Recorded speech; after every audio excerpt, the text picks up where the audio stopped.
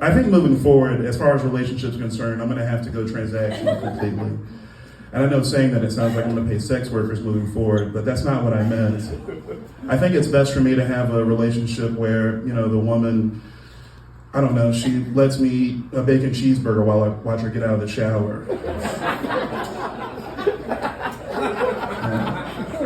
I'll buy the groceries. Or I rub her feet like 5 nights a week. She pays for the cell phone. Or I go down on her a minimum 3 nights a week. Honestly, I do that shit for free. I'm not even gonna lie to you right now. I prefer you not yell for that, sir. You were not the target audience for that joke, man. I'm going to take that as just support, and I was going to say you'd be behind me in my endeavors, but out of context, that also would be troublesome, so we're just going to move on from all of that. We went through a terrible time, obviously, 2020. We've moved on, and we tried to move on. We had the pandemic, of course. The pandemic affected so many different industries. So many of our essential industries here in America took a big hit. Of course, our biggest one, the most well-known, our fast food industry really suffered. It was really tough. A lot of people moving in and out of the workforce lost jobs, had to pick up jobs at a Wendy's or a McDonald's or, God forbid, a Burger King. It's really tough on people, and I understand that. I know that, and I get that. A lot of people have never worked in the service industry. They've never had to drag a thin garbage bag full of shit to a garbage disposal at fucking 2 o'clock in the morning in the dark. A lot of people haven't been yelled at because they were out of ranch. I get that. I totally understand all of that. I don't know that would give you any fucking reason to ever forget my fucking straw in the drive-thru. I'm sorry that it's your 3rd day and Nathan hadn't trained you on that. But you handed me the fucking cup. You knew it wasn't a sipper. It's got a hole right there in the fucking middle, right there. Just pop that motherfucker right in there.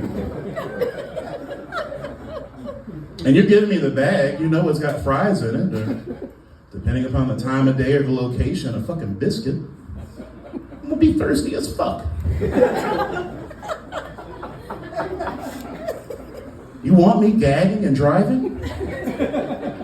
I am not in the passenger seat. Well done. I tell that joke a lot of times. People never really realize that's a roadhead joke. So well done on that, guys. They picked up on that right away. It was almost like you saw where I was going, and clearly someone's going to have a great night tonight. So that's awesome. That's awesome. I like it. No, let's talk about threesomes. I've done a lot in my life. I've gotten to see a lot of things, meet a lot of different types of people. I got to meet Ty Pennington one time. You guys remember Ty Pennington?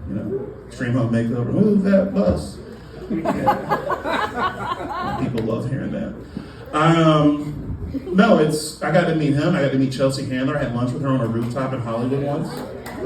Yeah, that was before comedy. She was mad cool. It was really awesome. 12-year-old me would be very upset because the one thing I haven't gotten to do, I haven't had a threesome yet. I'm getting older now, and you have to worry about things when you get older. Like bone density. Do I set a weight limit for face sitting now?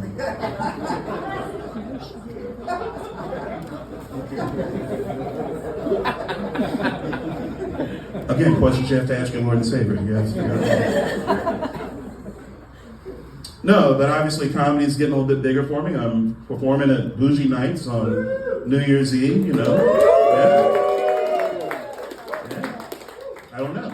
Maybe it's in the cards for me. I don't know, so I don't want to rule it out. But I do know if it's going to happen moving forward, I'm going to have some very special clauses put in place in an NDA.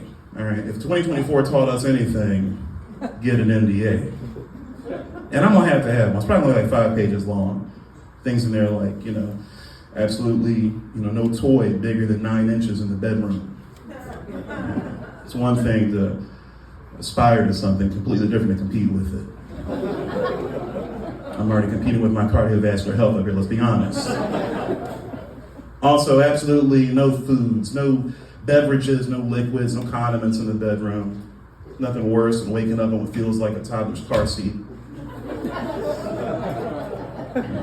Moist, sticky, ass full of Cheetos.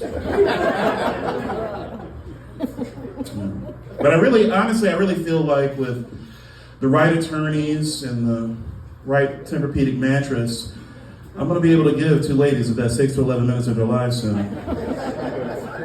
Yeah.